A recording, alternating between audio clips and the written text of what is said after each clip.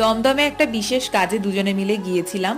আর কাজটা যেহেতু তাড়াতাড়ি হয়ে গিয়েছিল, তো মনে হয়েছিল দমদম হনুমানজির মন্দির একটু দর্শন করে আসব।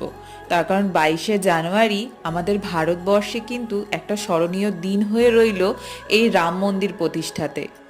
অযোধ্যায় তো আর বললেই যাওয়া যায় না, তার জন্য আগের থেকে প্রস্তুতি নিতে হয়, আর এই মুহূর্তে আমাদের পক্ষে যাওয়াটা একটু অসম্ভব।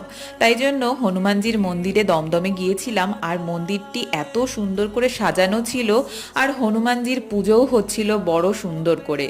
তাই জন্য ওখানে ভিতরে গিয়ে আমি একটুখানি ঠাকুর নমস্কার করে ঠাকুরের কাছে প্রার্থনা করলাম যাতে সকলে আমরা ভালো থাকি, সুস্থ থাকি, যেটা আমাদের জীবনে খুবই প্রয়োজন। আর মন্দিরটিতেও বেশ ভিড় ছিল, মানুষ আসা যাওয়া করছিল, এবং অনেক মানুষ কিন্তু পুজোও দিচ্ছিল, এবং মন্দিরটির সামনে যজ্ঞ করেও হয়তো পুজো হচ্ছিল। আমরা ভালো করে নমস্কার দিয়ে এখন একটু প্রসাদ নিয়ে বাইরে চলে এসেছিলাম। তো তোমাদের মিনি ব্লগটা কেমন লাগলো জানিও।